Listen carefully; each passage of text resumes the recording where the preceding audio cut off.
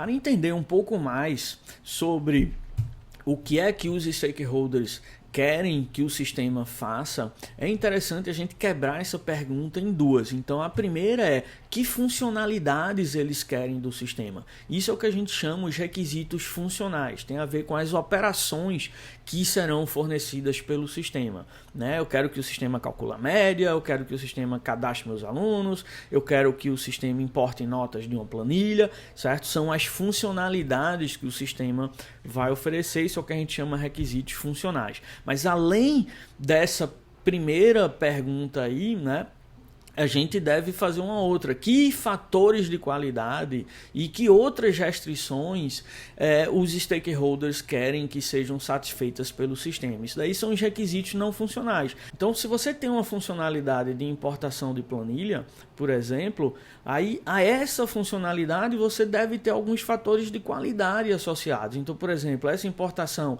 ela precisa ser feita num determinado tempo, então ela precisa ser eficiente, precisa ser realizada em menos de 1 segundo, por exemplo, certo? Então, se precisar, aí isso seria um fator um requisito não funcional, um fator de qualidade associado à funcionalidade de importação de planilha. Então a gente sempre tem para cada funcionalidade algumas restrições extras, alguns fatores de qualidade que têm que ser satisfeitos por aquela funcionalidade. Então isso é o que a gente chama os requisitos não funcionais. Voltando agora para a primeira pergunta de quais são as funcionalidades com o sistema, nesse exemplo do Teaching Assistant, do sistema de gerência de ensino, a gente teria coisas como essa daqui. O sistema deve ser capaz de armazenar os alunos e os logins, o sistema deve ser capaz de armazenar e gerenciar os objetivos de aprendizado, as metas de aprendizado,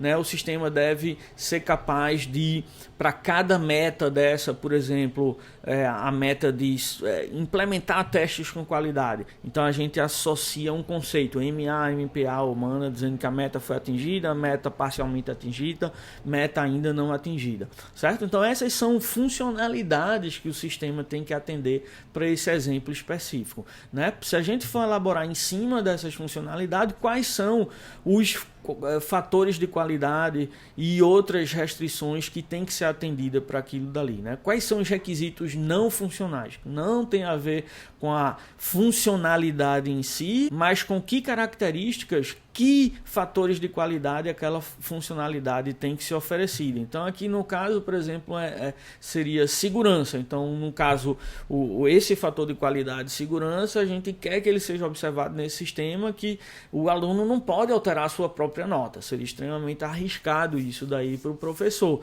Em termos de privacidade, um aluno não pode ver a nota do seu colega, certo? Então isso daí também é um outro requisito, tá? Então a gente quer todas aquelas funcionalidades de armazenamento de notas, de cálculo de média, mas elas têm que ser oferecidas respeitando esses fatores de qualidade, esses requisitos que a gente está vendo aí, certo? Então veja que tanto os funcionais como os não funcionais, a gente está sempre expressando esses requisitos na forma de o sistema deve fazer isso, o sistema deve fazer aquilo. Então todo no mesmo formato. É só que nos funcionais o que o sistema deve fazer é uma funcionalidade específica, que é atender, satisfazer uma restrição de qualidade específica, né? Do ponto de vista de escalabilidade, o sistema, nesse caso aí, tem que atender a mais de 100 professores usando o sistema ao mesmo tempo, e no caso aí tem que ter uma restrição de modularidade também. O sistema deve ser adaptável a diferentes cursos, então não é só para engenharia de software e sistemas, por exemplo, certo? Ele tem que funcionar bem para compiladores também, tá? Então isso daí dá uma visão geral do que seriam os requisitos não funcionais relacionados a fatores de qualidade, mas pode ter outros requisitos não funcionais, como aqui a gente está vendo, que são restrições adicionais, não necessariamente associadas a fatores de qualidade, como a gente viu. Então nesse caso aqui, o sistema tem que funcionar a partir de Angular 8, né, com a última versão do Node, tem que usar para gerenciar as dependências dependências, esse gerenciador de pacotes, o NPM, e ele tem que integrar com o SIGA. Por exemplo, ele tem que buscar informações, o cadastro de alunos do SIGA, por exemplo, seria uma opção. Então, tudo isso daí são restrições, são requisitos que eu vou ter que, como desenvolvedor, vou ter que observar, vou ter que atender esses requisitos, tá? E não necessariamente são relacionados a fatores de qualidade, nem são funcionalidade, tá? Então, são um requisito não funcional, mas não relacionado a um fator de qualidade, tá? Então, respondendo essas perguntas, a gente também tem que ter o cuidado em focar, quando a gente estiver entrevistando, conversando com os stakeholders e documentando as respostas dessas perguntas, a gente tem que focar no o quê. Então, o objetivo nessa fase de requisitos é entender o que o sistema deve fazer, não necessariamente como ele vai fazer. Certo? Como ele vai fazer vai ser definido futuramente no detalhamento da arquitetura, do projeto do sistema. Na fase de requisitos, o objetivo é focar no o que o sistema faz, não como ele faz, que já é um detalhamento do o que. Certo? Então essa figura aqui ilustra um pouco isso, né? Então foca na parte de cima, no o que, na especificação que a gente chama, e não na implementação, que é a parte de baixo é o que a gente chama o how, certo? Então aí o que a gente está vendo é que para um determinado quê, para uma determinada especificação, a gente pode ter diferentes implementações. A implementação específica que vai ser utilizada vai ser definida depois. A gente não quer já amarrar e desnecessariamente isso nessas atividades de levantamento e documentação de requisitos, tá? Isso deixa para depois. Aqui um exemplo mais concreto, vamos dizer que um stakeholder disse que ele quer que o sistema liste os alunos em ordem decrescente de média, certo? Então, aí tudo bem, isso é o que ele quer que faça. Agora a gente pode fazer isso de diversas formas, usando um algoritmo de quicksort, heapsort, merge sort, mas que algoritmo em particular a gente vai usar, a gente vai definir isso depois, na fase de projeto, na fase de implementação do sistema, não agora. Então a gente não precisa perguntar se o stakeholder quer usar, que algoritmo de ordenação ele vai usar, seria até confuso, né? Porque ele provavelmente não conhece esses algoritmos, certo? Então a gente quer definir isso depois, não precisa ter pressa em definir coisas como essa nessas atividades de requisitos, seria um erro, né? Aqui um outro exemplo, um stakeholder diz que, olha, nesse sistema o aluno não pode ter acesso às notas dos outros alunos, ele não pode ver isso daí, tá?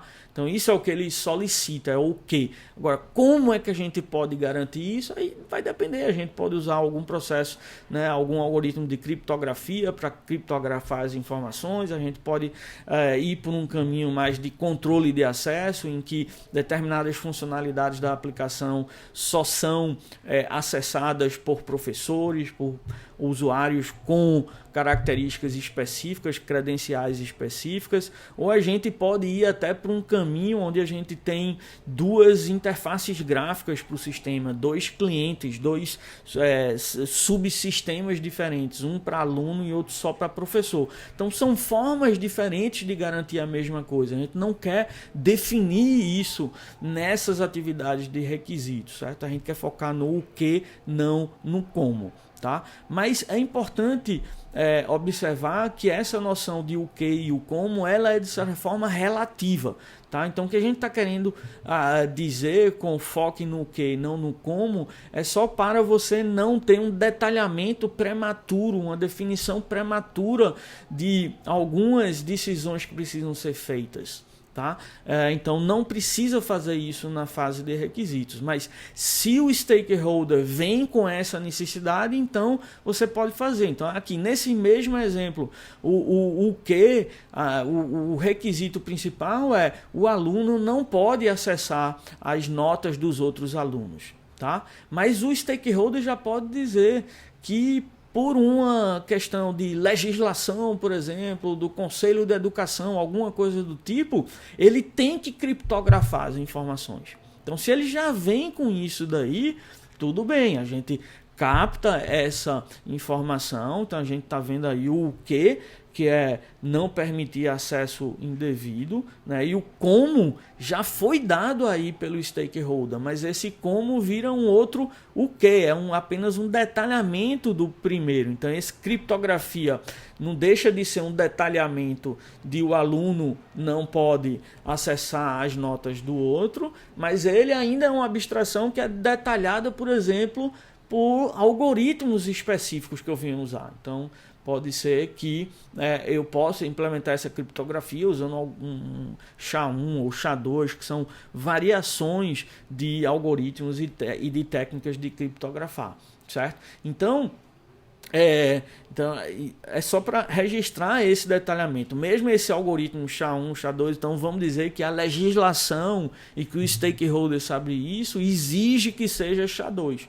Tá, beleza, então ele já vem com isso, tá? A gente chega até esse terceiro nível de detalhamento, mas tem um quarto também, que API específica eu vou usar para implementar SHA-2, tá? Então isso daí a gente pode deixar para depois, para uma fase de implementação de projeto do sistema. Então a ideia é não descer nesses níveis de abstração, né? Cada nível desse abaixo está detalhando, está amarrando mais as possíveis formas de implementar o que está no nível superior, tá? Mas então é só não descer desnecessariamente. Normalmente ficar no primeiro nível é suficiente, tá? E nas respostas para essas perguntas também é importante ter uma visão global do sistema, certo? Não focar apenas nas funcionalidades ou nos aspectos mais técnicos, como esse sistema vai realmente calcular a média, ele vai notificar os alunos com a média calculada,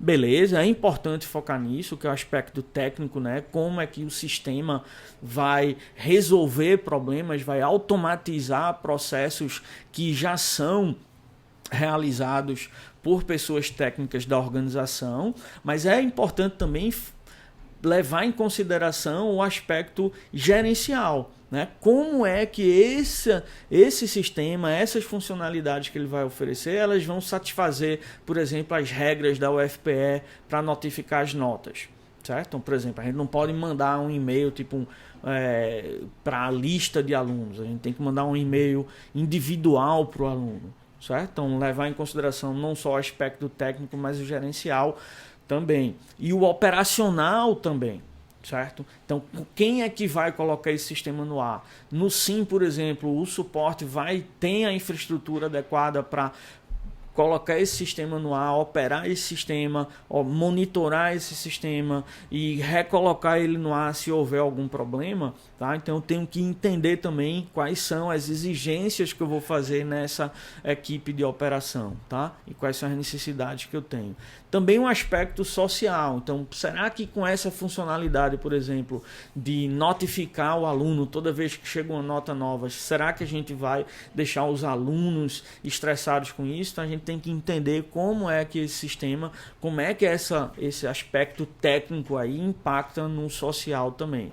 E até no político. Então, por exemplo, será que com esse sistema a gente vai prejudicar o acesso ao SIGA? Os alunos vão deixar de acessar mais o SIGA do que antes, e isso vai trazer algum problema, né? Isso atrapalha alguma determinada política que a universidade está querendo promover. Então a gente tem que considerar todos esses aspectos, né? Não focar apenas no aspecto 1, que é o aspecto que normalmente é focado pelas pessoas, né? Então focar nesses outros 4 aspectos aí é extremamente importante para a gente ter um entendimento mais global do sistema e como ele vai se enquadrar no seu contexto. Isso ajuda a obter maiores chances de sucesso, né? E evitar falhas e problemas e perdas que podem ser significativas para todos.